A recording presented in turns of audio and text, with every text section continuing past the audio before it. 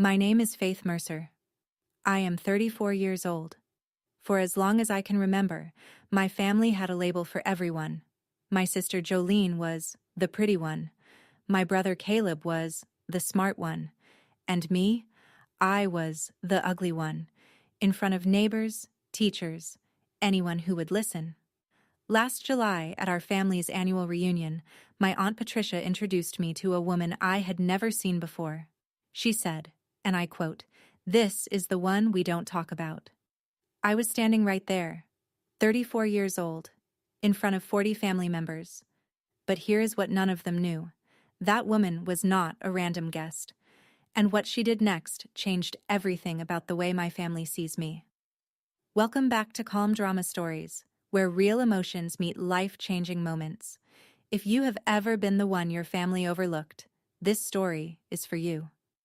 Drop a comment telling me your family label. I read every single one. And if you are new here, hit subscribe so you never miss a story. I was 6 the first time I heard it. Jolene was 8. It was a Sunday in June, and my mother was sewing matching dresses for every girl in the family. My cousins, my sister, even my aunt's stepdaughter who had been part of the family for exactly 4 months. Everyone got a dress, except me. "Jolene needs something nice," my mother said when I asked. "She photographs well." I got Jolene's hand-me-down from Easter, a yellow dress with a stain on the collar that my mother did not bother to treat because she said it would not show up in pictures. She was right. I was not in any of the pictures. That afternoon, we drove to my grandmother's house for a church potluck. I remember standing on the lawn in my stained dress while my Aunt Patricia held Jolene's face in both hands and said, "This one is going to break hearts." Then she looked at me, tilted her head, turned to a neighbor and said, "That one got the Mercer nose. Poor thing." My mother heard it. She was standing 4 feet away. She did not correct Patricia. She did not say, "That is not kind." She laughed. A short, soft laugh, like Patricia had said something everyone already knew. I stood there in the yellow dress, 6 years old. I did not know the word ugly was a verdict. I thought it was something you could wash off, like the stain on my collar. Something temporary. It was not temporary. My mother, I would learn many years later, had studied architecture for 1 year at the community college before she got pregnant with Jolene at 19. She dropped out, married my father, and never drew another building again. But I did not know that yet. All I knew was that my sister got a new dress and I got a label. The label worked like a sorting system. Once it was in place, everything else organized itself around it. School photos. Every fall, the order forms came home. My mother ordered a full portrait package for Jolene, 8 by 10 glossy, framed living room wall. For me, she checked the box for wallet size, $2.50. The prints went into a kitchen drawer with expired coupons and dead batteries. Birthdays. Jolene got theme parties, princess party at 7, spa party at 10, pool party at 12, with a DJ. My birthday was 3 weeks after my brother Caleb's. Every year my mother combined them. "It just makes sense," she said. The cake always said, "Happy Birthday, Caleb," with my name squeezed underneath in smaller frosting letters, like an afterthought someone had caught at the last minute. Christmas morning. Jolene opened boxes of carefully chosen outfits, coordinated sets, shoes that matched, a coat with a faux fur collar the year she turned 14. I got books. "You like reading, right?" my mother would say, not as a question, but as an instruction. "Here is what you are. Here is what you get." My brother Caleb played his part too. The smart one. He accepted his label and ran with it, straight out of the house at 17, early admission to a state school 400 miles away. He was neither cruel to me nor kind. He was absent. And absence, I learned, is its own form of agreement. A label is not a word. It is a permission slip. It tells everyone around you exactly how much space you are allowed to take up, how much attention you deserve, how much effort you are worth. My family wrote that permission slip when I was 6, and every year after that, they renewed it. If you want to know how a family really sees you, count the photographs. Our living room had 14 framed photos on the wall. My mother arranged them herself, gallery style, centered above the sofa. Jolene appeared in all 14. My brother appeared in 6. I appeared in 3. In the first one, I was partially hidden behind a cousin at a 4th of July picnic. In the second, my face was half cut by the frame's edge, like whoever mounted it did not notice me sliding out of view. In the third, I was 5, squinting into the sun, holding a balloon. That one stayed up because the balloon was red and matched the sofa cushions. The arrangement was not accidental. Every family photo session, my mother directed us like a set designer. Jolene, front and center. Caleb, left side. Faith, move back a little. And I did. Every time. 1 step back, 2 steps back. Until I was furniture. At Jolene's high school graduation, my mother took 47 photos. I know because I saw the camera roll when she left her phone on the kitchen counter. 47. Different angles, different poses, some candid, some staged. At my graduation, 2 years later, she took one. One photo. I was holding my diploma. I graduated with honors. The ceremony was 2 hours long. One photo. That summer, I started carrying a disposable camera. The yellow Kodak kind, 27 exposures. I took photos of myself at milestones. My first apartment. My first drafting table. The day I passed my licensing exam. I kept them in a shoebox under my bed. When no one takes your picture, you learn to become your own witness. You learn that if you do not document yourself, you disappear. And I had been disappearing for a long time. I left home at 18. Scholarship to State University. Architecture program. My mother's reaction landed like every other verdict she had ever delivered. Swift. Dismissive. Final. Architecture? That is not really a career for someone like you.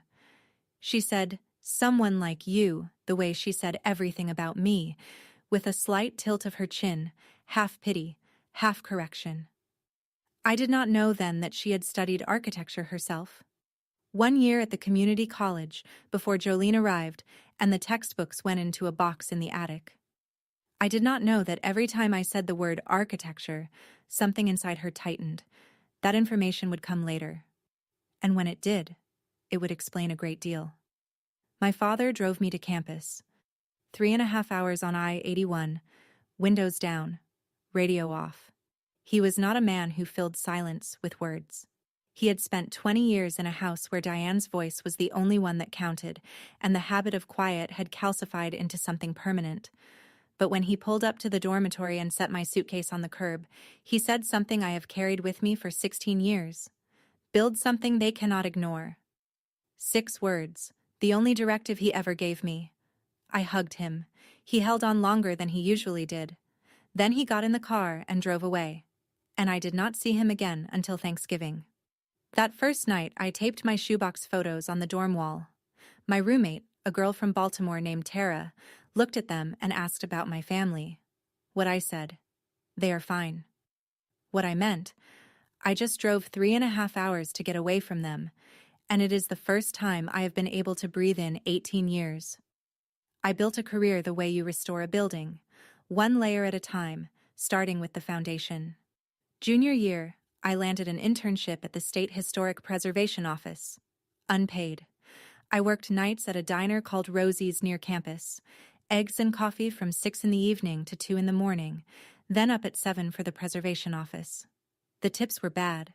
The diner smelled like old grease.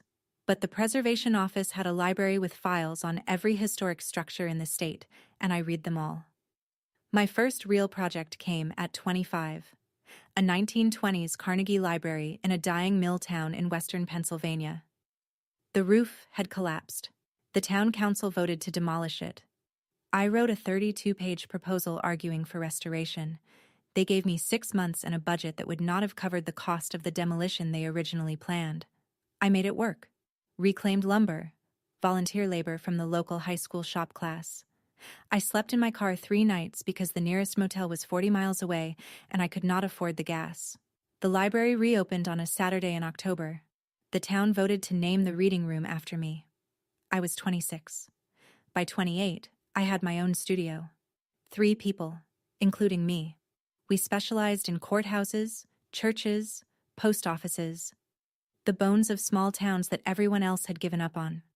By 32, a courthouse restoration in West Virginia won a state preservation award.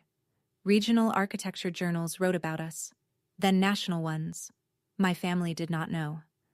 I had stopped sharing after the Thanksgiving when I mentioned my first published article, and my mother said, "That is nice, honey. Jolene just closed on a 4-bedroom." I built a career in silence. Not because I wanted to hide, because no one ever asked. I was 16 the first time I understood my mother. We had a half day at school and I came home early. The house was quiet. My mother was at work, Jolene at cheerleading practice, Caleb at robotics club.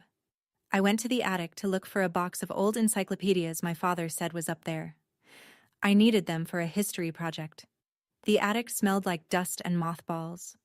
Boxes everywhere, labeled in my mother's handwriting. Holiday decorations, baby clothes, tax returns, and one box, pushed to the far corner, labeled simply, Diane, College. I opened it.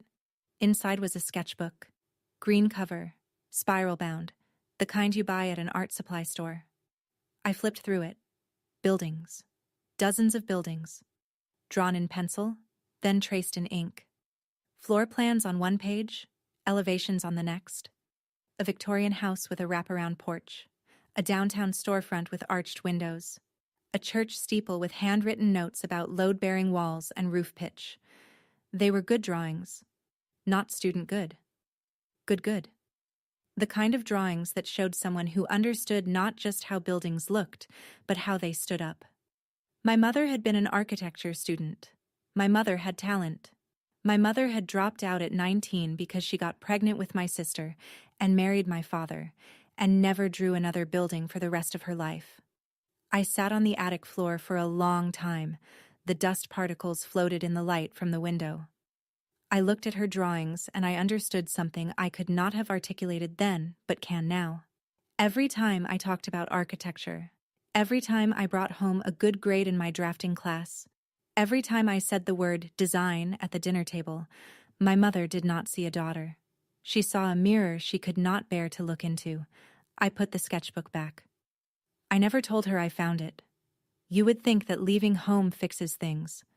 That distance and time and a career you built with your own hands would rewrite the story. But families have long memories and short attention spans. They remember the label. They forget to look at who you became. Thanksgiving, 2 years before the reunion. I drove 4 hours to my parents' house because my father asked me to come. He always asked. My mother never did. Jolene was there, holding court in the kitchen. She and her husband had just renovated their kitchen, quartz countertops, a farmhouse sink, subway tile backsplash. My mother was running her hand across the countertop like she was petting a thoroughbred. "Jolene, this is just gorgeous. You have always had such taste." I sat at the table with my coffee. When there was a pause, I mentioned that a courthouse project I had led in West Virginia had won a state preservation award. Silence. 2 full seconds of nothing. Then my mother. "That is nice. Can you pass the cranberries?"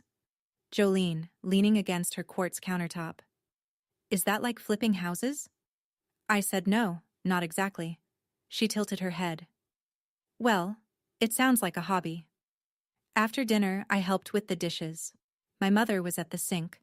Aunt Patricia was drying. They thought I was in the other room. But I was right behind them, reaching for a towel. My mother said to Patricia, in the voice she used when she thought she was being discreet, "At least she is keeping busy. I just wish she would do something about—" And then she made a gesture. She waved her hand in front of her own face. She did not even say the word anymore. She just gestured. And Patricia laughed. I gripped the dish towel. I did not turn around. I finished the dishes, and I drove home 4 hours in the dark. 6 months after that Thanksgiving, my father had a stroke. A minor one, the doctors said. He lost some mobility on his left side, but kept his speech. He was lucky. I drove 4 hours to the hospital the night it happened. When I walked into his room, my mother and Jolene were already there. My mother looked up. "Oh, you came." Not warmth. Surprise. Like I had showed up to a party I was not invited to. I stayed 3 days. While my father recovered, I helped organize his home office, filing insurance papers, finding his medication list, clearing out the desk drawers. That is when I found it. Bottom drawer. A manila folder, thick, held together with a rubber band. I pulled it out. Inside, articles. Every one of them about me. Press clippings from small-town newspapers, printouts from architecture blogs I had never heard of, award announcements, a scanned copy of the article from the West Virginia Preservation Journal, a photograph of the restored library. He had printed it on regular paper from his home computer, slightly pixelated, the colors a little too warm. The folder spanned 8 years. He had been collecting them since my first published project.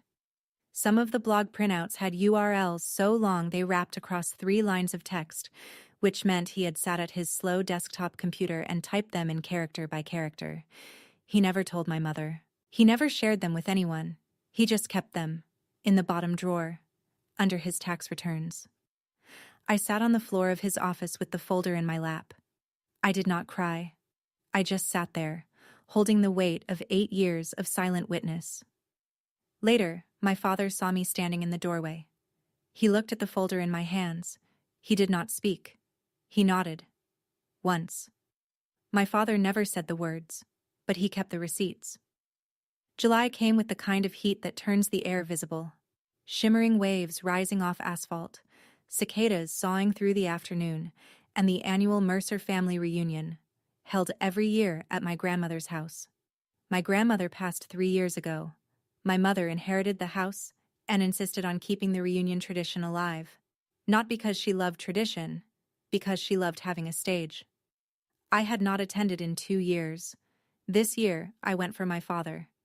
His stroke had slowed him. He walked with a cane now, and his left hand curled slightly when he was tired. He still drove himself to the barber every 2 weeks. He still read the newspaper on the porch. But something in his face had shifted. A tiredness that had nothing to do with his body. He asked me to come. I said yes. Meanwhile, in my work life, something had been developing for 3 months. Nora Whitfield, the senior features editor at American Preservation magazine, had been emailing me about a profile. She was writing a multi-part series on preservation architects working in rural America. She wanted me as the centerpiece. We exchanged emails about logistics. Which projects to photograph, which town officials to interview, when to schedule the shoot. Professional, measured, the kind of communication I am most comfortable with. In one email, I mentioned I would be in Hadley over the weekend for a family gathering. I told her the town had a restored 1890s train depot worth seeing. If you are ever in the area, I wrote, I might just do that, she wrote back. I did not think much of it. People say they will stop by, and then they do not. That is how the world works. You make loose plans, and then life happens, and the loose plans drift away like smoke. I invited her to see a building. I did not invite her to see my family. I pulled into the gravel driveway at noon. The yard was already full. Pickup trucks, minivans, a couple of sedans with out-of-state plates. Folding tables stretched across the grass with checkered tablecloths clipped at the corners. Coolers lined the fence. Smoke rose from the grill where my uncle's charcoal had been going since morning. I sat in my car for 3 minutes. I counted my breaths. In for 4, out for 6. A technique I learned from a therapist I saw twice in my 20s before my insurance changed. Then I got out and walked in. The greetings told the story. Jolene arrived with her husband and 2 kids. Hugs. Squeals. Jolene, you look amazing. My mother held Jolene's youngest on her hip and beamed. I walked in. Nods. Hey, Faith. Oh, hi. Uncle Ray, leaning against the fence with a lemonade. Good to see you, Faith. He said it like he meant it. Aunt Patricia did not look up from the potato salad she was arranging on a folding table. She was wearing a visor and talking to a cousin about someone's divorce. My mother was holding court at the main table. She saw me, paused. Oh, Faith. You made it. I was not sure you were coming. She said it with a little lift of surprise, performative, like she was welcoming a neighbor who had wandered in by mistake. I found my father in a lawn chair near the edge of the yard, under the big oak, away from the noise. He had his cane leaning against the armrest and a glass of water on the ground beside him. I sat in the empty chair next to his. He squeezed my hand. No words needed. Near the entrance, there was a table with pre-written name tags. Everyone had one, except me. There was a blank tag and a marker. I wrote my own. 42 people at that reunion. I was the only one who had to write her own name. My mother had arranged seating for the main table, place cards in her handwriting, neat cursive on folded cardstock. Diane, Gerald, Jolene, Marcus, Jolene's husband, Patricia, Ray. I walked the length of the table, checked every card. My name was not there. It was not at the second table either, or the third. I was expected to find a spot at the folding chairs, the overflow seating, the table where the children sat, legs swinging, ketchup on their fingers. So I sat there, between a 7-year-old named Bryson who was building a tower out of chips and a 10-year-old girl playing a game on her mother's phone. From the kids' table, I could see the main table clearly. Jolene's husband Marcus was talking about their new vacation property. 3 bedrooms, right on the lake. We got it for under 4. My mother leaned forward, nodding, invested, proud. Jolene scrolled her phone, occasionally looking up to add a detail. A cousin I barely recognized approached me. So what do you do again? Before I could answer, Aunt Patricia's voice carried across the yard. She does something with old buildings, fixing them up or something. She waved her hand, the same hand gesture my mother used for my face. I am an architect, I said. Patricia. Right. Like on those home shows. Not exactly. My mother, from the main table, not even turning around. Jolene, tell everyone about the beach house. I ate in silence. Potato salad. A hamburger that was slightly pink in the middle. A cup of lemonade that tasted like it had been mixed with too much water. I watched the dynamics I had been watching for 34 years. The same choreography. The same roles. The same script. I had been watching this performance my entire life. What I did not know was that someone else was about to watch it too. If you have ever sat at the kids' table while the rest of your family pretended you did not exist, I see you. That invisible feeling? It does not mean you are invisible. It means they stopped looking. If this story is hitting close to home, drop a like. It helps more people find stories like this. Now let me tell you what happened next. After lunch, the relatives drifted into the living room. Someone pulled out the photo albums, 3 thick binders with leather covers and plastic sleeves that crackled when you turned the pages. Remember when? Became the chorus of the next hour. Remember when Jolene won the Junior Miss pageant? Remember when Caleb got into the science fair regionals? Remember when we all drove to the shore and Jolene wore that little sailor outfit? I stood in the doorway and watched. Album after album.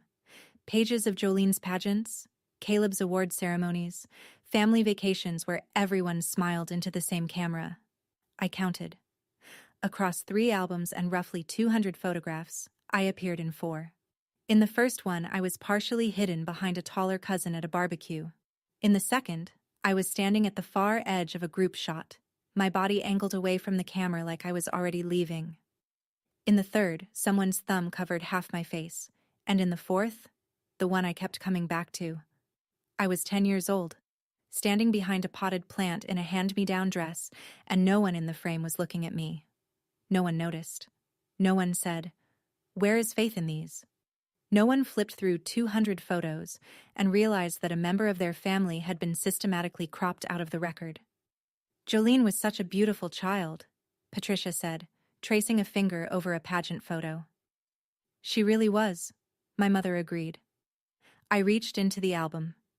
Carefully, so no one saw, I slid the photo of me at 10, the one behind the plant, out of the plastic sleeve. I put it in my back pocket. 4 photos in 34 years, and in every single one, I was being erased. I needed air, or quiet, or both.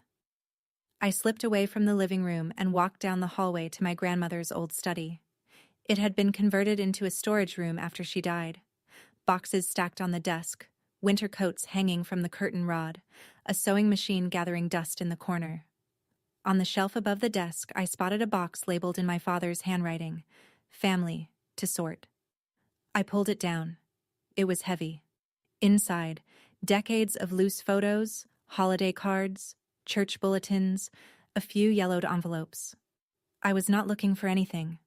I was hiding. But what I found stopped me. A stack of photographs from my college graduation. 12 years old, slightly faded, printed on glossy paper. The kind you pick up from a 1-hour photo lab. There were 15 of them. My mother had taken one photo at my graduation. I knew this because I had counted. But my father had taken 15. Different angles.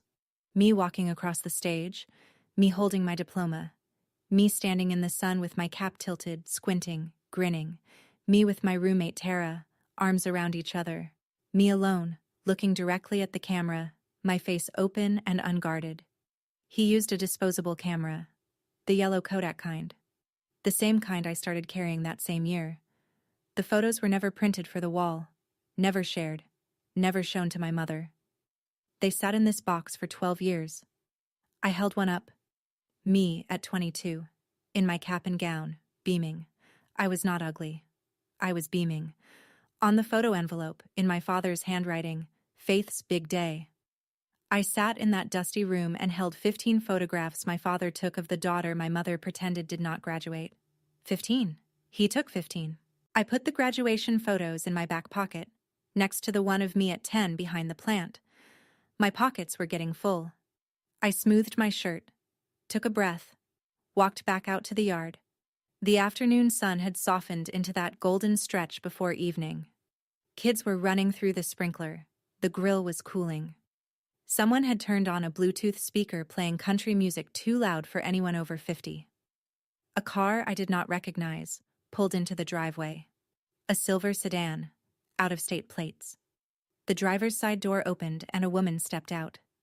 She was about 50, lean, dressed in a way that did not match the reunion. A linen blazer over a simple white shirt, dark slacks, a leather portfolio bag slung over one shoulder. She looked around the yard the way you look at a room you were not expecting to walk into. It was Nora Whitfield. She had driven 90 minutes from her hotel. She spotted me near the oak tree and walked over. "Faith? You actually came. I told you I was going to be here." "You did." She looked around again. "I wanted to see the train depot, but also, I brought the layout proofs for the feature. I thought we could go over them. Now? If this is a bad time, I can come back." I looked at the yard. My mother rearranging the dessert table. Jolene taking a selfie with 3 cousins. Patricia refilling her drink. "It is always a bad time here," I said. "Come on." I led her to the kids' table. We sat down. She opened her leather portfolio and spread out printed photos of my completed projects. Full color, high resolution, the courthouse, the library, the church in Ohio. She sat at the kids' table with me, the first person who ever chose to. It took Aunt Patricia about 12 minutes to notice. She had a radar for anything that deviated from the script, and a well-dressed stranger sitting at the kids' table with printed photographs was a significant deviation. She walked over, visor pushed back on her head, drink in one hand, smile on full display. "Well, hello. Are you a friend of someone's?" I started to speak. "Aunt Patricia, this is Nora. She is..." Patricia did not let me finish. She turned to Nora, tilted her head, and delivered the line she had probably said 100 times in her life, the line she had polished smooth with repetition. "This is the one we don't talk about." She said it with a laugh, a casual insider laugh, like she was sharing a charming family anecdote, like it was endearing, like it was cute. Nora's face went still, not angry, still. The way a camera goes still before the shutter clicks. She looked at Patricia, then at me, then back at Patricia. "I am sorry." "What did you say?" Patricia doubled down. She always doubled down. Oh, it is just a family thing. Every family has one, right? The quiet one, the plain one. She waved her hand, the same dismissive wave I had been watching since I was 6. Nora did not laugh. She set down her coffee cup. Slowly, deliberately. The way someone does when they have decided something. My mother appeared at the end of the table. She had seen the stranger. Her territorial instinct kicked in before her courtesy did. "Who is your friend, Faith?" The word friend carried the weight of suspicion. I opened my mouth. Nora spoke first. "I will introduce myself in a moment, if that is all right. I would like to wait until everyone is listening." The air shifted. Something was about to happen that had never happened at a Mercer family reunion before. Nora leaned toward me. Low. Quiet. "May I show them?" I looked at her. "They will not care." "I am not asking if they will care. I am asking if you will let me." I looked across the yard. My father in his lawn chair under the oak. My mother at the dessert table, cutting a pie with the precision of someone who needs to control even the size of slices. Jolene taking photos with cousins. Patricia circulating, performing, working the crowd. 40 years of this. 34 of them with my name attached to the wrong story. I nodded. Once, Nora stood. She smoothed her blazer. She picked up her leather portfolio. And she walked to the main table with the confidence of someone who has addressed rooms full of strangers for a living. "Excuse me," she said. Not loud, not theatrical. Just clear enough that the people at the main table turned.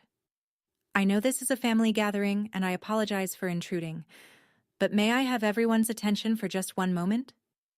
The yard went quiet in layers. The main table first.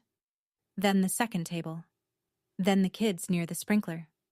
Someone turned down the Bluetooth speaker. 42 people turned their faces toward a woman they did not know. My mother's smile froze. Patricia set down her drink. Nora reached into her blazer pocket. She pulled out a business card. She held it between 2 fingers and handed it to my mother. "My name is Nora Whitfield. I am the senior features editor at American Preservation magazine." A pause. My mother looked at the card, turned it over, looked back up. "Nora, I drove 90 minutes to be here today, not for the reunion." And then she said the 7 words that rewrote 34 years of labels. "I am here because of her." Nora pointed at me, not a dramatic gesture, a simple extension of her arm, palm open, the way you identify someone in a lineup. Factual. Certain. The yard went silent. The kind of silence where you can hear ice shifting in a cooler 20 feet away. Nora opened her leather portfolio. She held up the first printed photograph. My restored courthouse in West Virginia, afternoon light catching the limestone facade. "This building was scheduled for demolition 3 years ago. Your daughter saved it. Her restoration won the State Preservation Award." She held up the second photo. The 1920s library in Pennsylvania, its arched windows gleaming. This was her first major project. She was 25. The town voted to name the reading room after her. A third photo. A white clapboard church in rural Ohio, steeple restored, stained glass cleaned and relit. The congregation wrote us 63 letters. 63 families asked us to feature the architect who saved their church. She set the photos on the table, spread them out so everyone could see. My mother stared at them like someone had placed foreign objects in front of her. Jolene's phone was on the table, face down. First time all day. Nora looked at my mother, then at Patricia, then at the rest of the family, table by table, face by face. Faith Mercer is one of the most important preservation architects working in America today. She has saved 11 buildings across 4 states. Her feature will run as our October cover story. She paused. Let the words land. "And she is your family. I assumed you knew." The politest devastation I have ever witnessed. 5 words. "I assumed you knew." Delivered without judgment, without malice. Just pure, professional clarity. Patricia put down her drink. Her mouth opened. Nothing came out. My mother recovered first. Instinct. Decades of controlling the family narrative had built a reflex that fired faster than honesty. Well, of course we knew. Her voice was bright. Too bright. The voice she used when the pastor came for dinner, or when a neighbor dropped off a casserole after my father's stroke. Faith has always been, we have always been very proud. She smiled. The smile did not reach her eyes.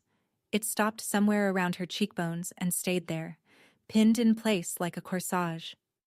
I said nothing. I watched my mother lie to a room full of people who had watched her diminish me for 3 decades, and not one of them looked surprised. They were used to it. This was just a new version of the same performance. Aunt Patricia pivoted. I was just teasing earlier. Faith knows I adore her. She reached for my arm. I stepped back. Not dramatically, just enough that her hand closed on air. Jolene went defensive. Her default setting. I mean, we knew she did renovation stuff. She never really talked about it. She crossed her arms. The universal posture of someone rewriting history in real time. Nora said nothing.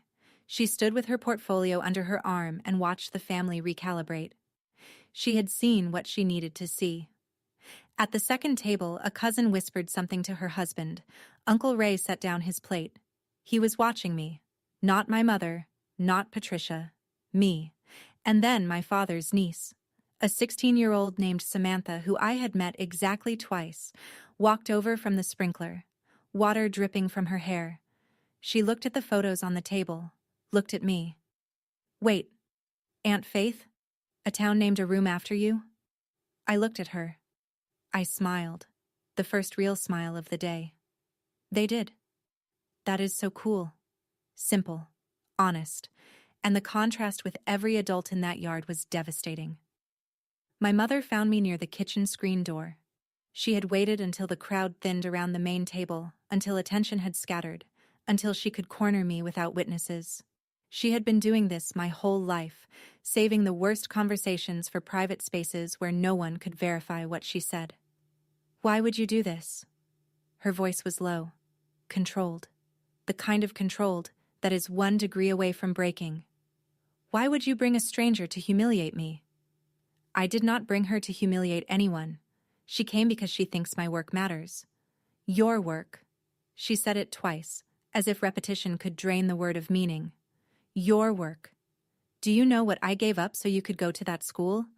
I sacrificed everything for this family. There it was. The script she had been reciting for 35 years. The script that turned every conversation about my accomplishments into a monologue about her losses. You sacrificed your architecture program when you got pregnant with Jolene, I said. I know. I found your sketchbook. The color left her face. Not slowly, all at once, like someone had pulled a drain plug. She stared at me. Her mouth moved, but no sound came out for 3 full seconds. That is none of your business. You were talented, Mom. You were really talented. I kept my voice even. But that is not my fault. She could not respond to that. There was no script for it, no deflection, no victim narrative that could absorb the simple fact that her daughter had seen her talent, acknowledged it, and refused to apologize for inheriting it. My mother turned, walked to the bathroom. I heard the lock click. The woman who had spent 34 years making me invisible had just made herself disappear. I know what some of you are thinking. How does a mother resent her own child for following the same dream? But that is the thing about family patterns. They do not make sense from the outside. They only make sense to the people trapped inside them. If you are watching this and nodding, you understand. Stay with me. The hardest part is coming. Jolene found me on the porch. She was standing in the doorway, arms crossed, backlit by the kitchen fluorescents. She had a look on her face I recognized, the look of someone preparing to be reasonable while saying unreasonable things. You know, you could have just told us about your projects. I did. Thanksgiving. 2 years ago. You called it a hobby. She blinked. The memory was in there somewhere, buried under 2 years of quartz countertops and vacation homes, and the comfortable assumption that she was the important one. I did not know it was this big. That is the point, Jolene. You did not ask. She shifted her weight. Change tactics. Look, we are sisters. Can we not do this right now? Everyone is watching. Everyone has been watching my entire life. That is the problem. Her eyes went wet. Not from guilt, from embarrassment. Jolene had spent 36 years believing she was the center of the family story. The pretty one. The successful one. The one who deserved the main table and the framed photos and the fuss. She was not crying because she was sorry. She was crying because her position had been challenged in front of 40 people. "Why do you always have to make everything about you?" she said. I let the sentence hang in the air. Let everyone on the porch hear it. Let her hear what she just said to the sister who had spent 3 decades being no one. You had 36 years of everything being about you. I am having one afternoon. She stared at me, opened her mouth, closed it, turned and walked back inside. I stayed on the porch, listened to the screen door close, watched the fireflies start to blink in the yard. I breathed, slow, even. Aunt Patricia made her attempt 20 minutes later. Not with me, with Nora. She had spent those 20 minutes regrouping, reapplying her lipstick, rebuilding the performance. She walked up to Nora near the dessert table with her hostess smile reloaded. "So, Ms. Whitfield, what a lovely surprise. You know, I have always told Faith she was special. She is very talented." Nora was holding a plate with a slice of pie she had not touched. She looked at Patricia the way an editor looks at a manuscript that is not ready for publication. "Did you? Because about 20 minutes ago, you introduced her as the one you do not talk about." The sentence landed like a glass breaking in a quiet room. Patricia's face went red, starting at the neck, climbing upward. I was joking. It is an inside joke. Every family has... Inside jokes usually make everyone laugh, Nora said. She did not smile. She did not raise her voice. She simply stated a fact and let it sit there. From across the yard, Uncle Ray's voice. Quiet. Final. 2 words. "Pat. Sit down." The first time in 40 years of marriage that Ray had ever told Patricia what to do in public. She stared at him. He did not look away. She sat.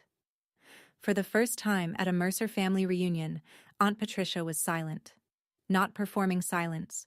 Not strategic silence. The kind of silence that happens when you realize everyone in the room just saw who you really are. Other relatives shifted, looked at their plates. 2 of my cousins, women around my age who had grown up hearing the same labels, the same rankings, the same casual cruelty dressed up as family humor, stood from their chairs and walked over to where I was sitting. They did not say anything. They just sat near me, close enough that I could feel the bench shift. I noticed. I did not comment. But I felt it. Nora was still standing. She had the floor, and she used it the way a good editor uses a page, with economy and precision. Several family members had gathered, some pulled by curiosity, some by guilt, a few by genuine interest. The 16-year-old Samantha sat cross-legged on the grass in front of Nora like she was at a lecture she had chosen to attend. Nora showed more photos. A post office in eastern Kentucky, federal style, 1887, that the county wanted to bulldoze for a parking lot. Faith wrote the grant. Faith found the craftsman who could restore the original tin ceiling. The postmaster cried at the reopening, Nora said. He had worked there for 31 years. A 1-room schoolhouse in Tennessee, where Faith's team painstakingly restored the original 1905 windows, hand-blown glass, irreplaceable. She drove 200 miles each way for 8 months to supervise the glazier. Every weekend. A community center in rural Alabama. A neighborhood that could not afford an architect. Faith took the project pro bono. She said buildings do not get to choose their neighborhoods, and neighborhoods do not get to choose their buildings. The common thread, Nora said, setting down the last photo, is that Faith finds value in things other people have given up on. She did not look at my mother when she said it. She did not need to. The subtext crossed the yard on its own. My mother had re-emerged from the bathroom. She was standing in the kitchen doorway, arms at her sides, watching. Her face was unreadable. Or maybe I had just stopped trying to read it.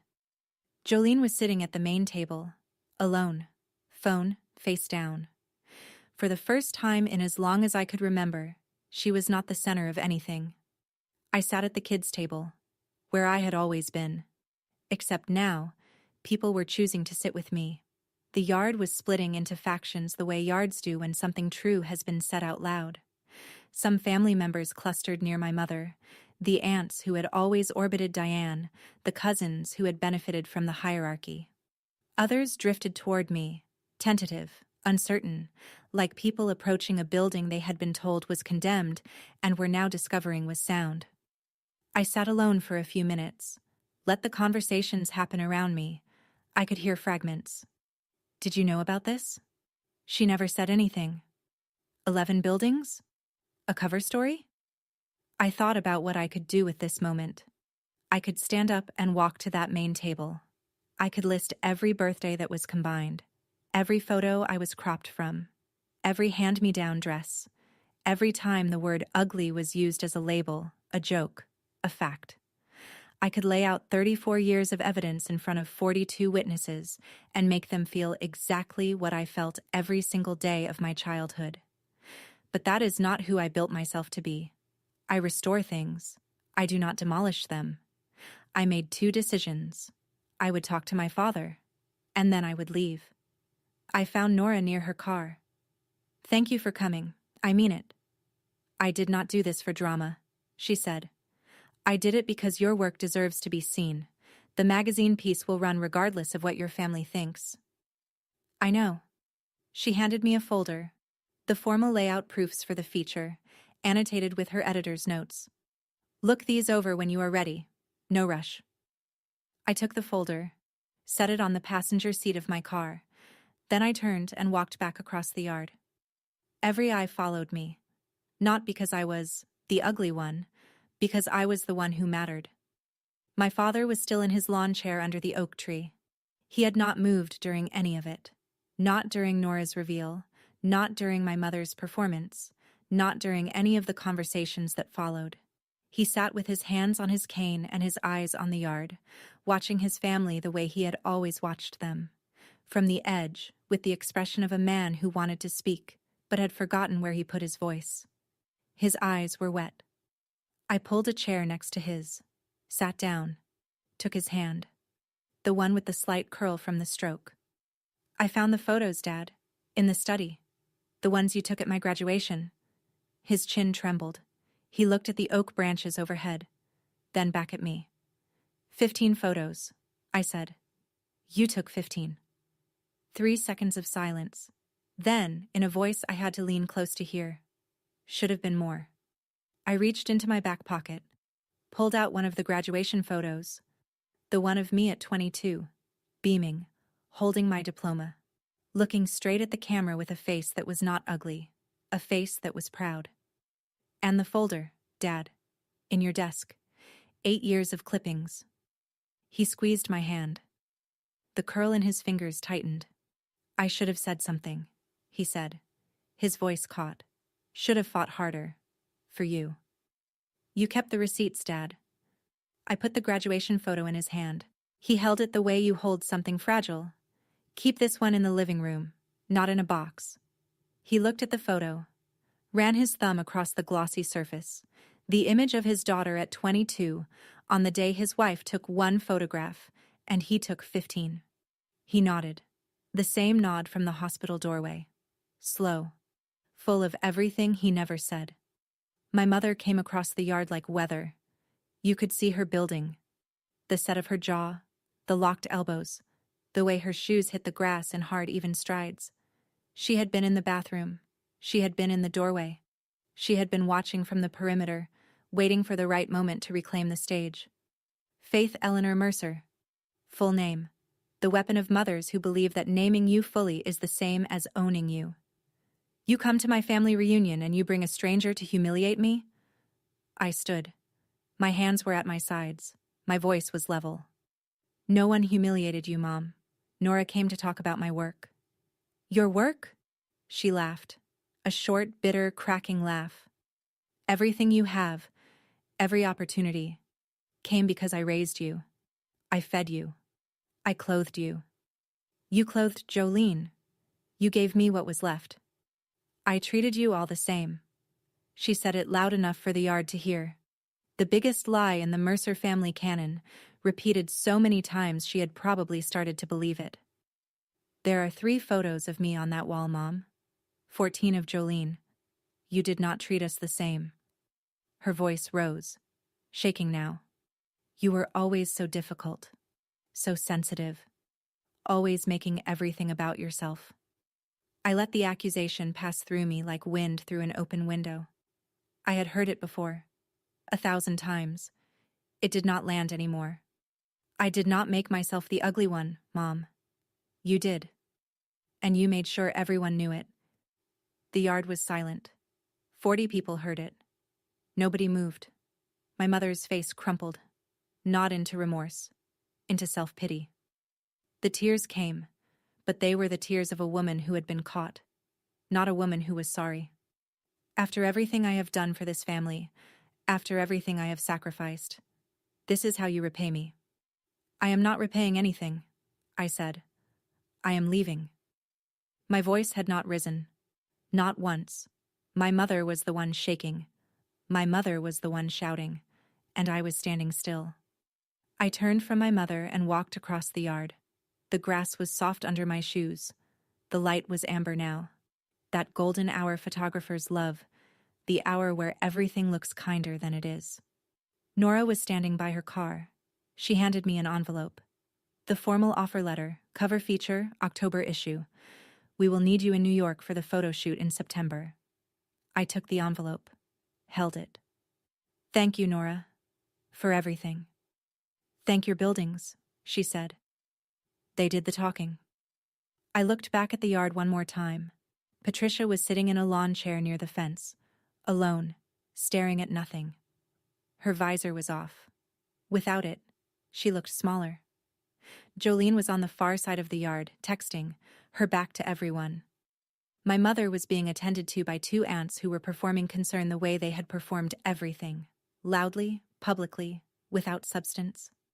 Uncle Ray caught my eye from across the grass. He nodded. The same steady nod my father gave. The nod of a man who should have spoken up years ago and knew it. Samantha, the 16-year-old who had asked about the reading room, came running over. She was out of breath. Aunt Faith? Can I come see one of the buildings sometime? Like, visit one? I looked at her.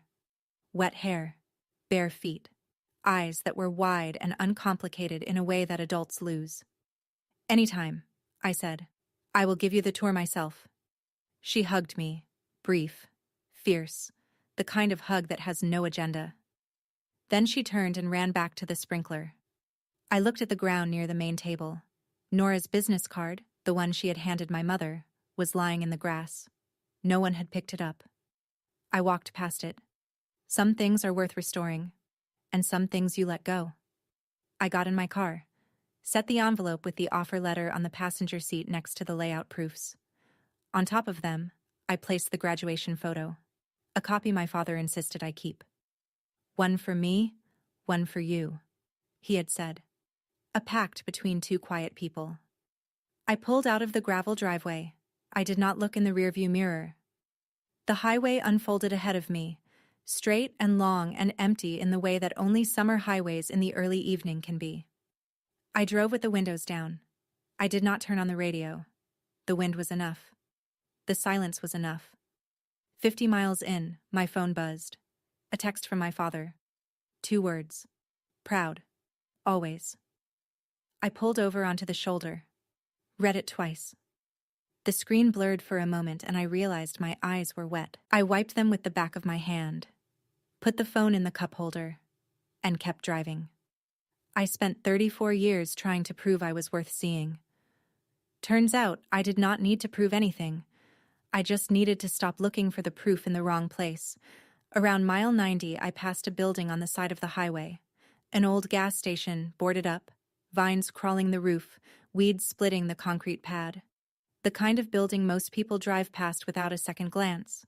I slowed, looked at it, studied the roofline, the window frames, the bones underneath the neglect. I smiled. That one might be worth saving. I kept driving. 3 months later, the October issue landed. My face was on the cover, the face my family called ugly for 34 years, on the cover of a national architecture magazine. I was photographed standing in front of the restored courthouse in West Virginia. Not smiling, not posing, just standing with my arms at my sides, looking straight into the camera the way my father taught me to stand. Steady, present, accounted for. My father framed the cover. He hung it on the living room wall, next to Jolene's high school graduation photo. My mother did not take it down. She did not acknowledge it either. It just hung there, a quiet fact in a house that had spent decades avoiding facts about me. Jolene texted once. "Saw the magazine, congratulations." I replied, "Thank you." Nothing more. Aunt Patricia had not spoken to me since the reunion. Uncle Ray sent a letter, handwritten, on lined paper from a legal pad. Should have said something years ago. Sorry does not cover it, but it is all I have. I folded the letter, put it in my desk drawer, next to my father's folder. My mother did not call, not once. I did not wait by the phone. That Thanksgiving, I did not drive to my parents' house. Instead, I drove to the gas station I had spotted on the highway. I walked the property, measured the walls, photographed every angle. I submitted a restoration proposal to the county the following Monday. Pro bono, community space. A building no one was looking at, in a place everyone drove past. I knew something about that. My studio, late afternoon. The light coming through the windows was the same amber as that evening at the reunion, and I let it sit on my desk without turning on the overhead. The shoebox was still there. The same shoebox from college, now held together with packing tape at one corner. Inside, the photos I took of myself when no one else would. My first apartment, my first drafting table, the day I passed my licensing exam. All taken with disposable cameras, the yellow Kodak kind. I added 2 new photographs, the magazine cover, and the before photo of the gas station. Then I added one more. The photo of me at 10 years old, behind the plant, in the hand-me-down dress, the one I slipped from the album at the reunion. I held it up. Small girl, big plant, no one looking at her. I held up the cover. 34-year-old woman, standing alone, everyone looking at her. "Same girl," I said to the empty room. "Same girl." I placed the photos side by side in the shoebox, closed the lid, set it on the shelf above my desk where my drafting tools used to sit. Some people keep trophies. I keep proof that I was here. Here is what I know now. You cannot restore a family that does not want to be fixed, but you can build a life that does not need their approval to stand. Every building I have ever saved started the same way. Someone looked at it and said it was worthless. And then, someone else looked closer, saw the bones, saw the craft, saw what it could become if someone just cared enough to try. I was never the ugly one. I was just in the wrong room. That is my story. 34 years of labels, one stranger with a business card, and a shoebox full of proof that I was always worth seeing. If this story reminded you of your own family, share it with someone who needs to hear it. Drop a comment, hit subscribe. I will see you in the next one.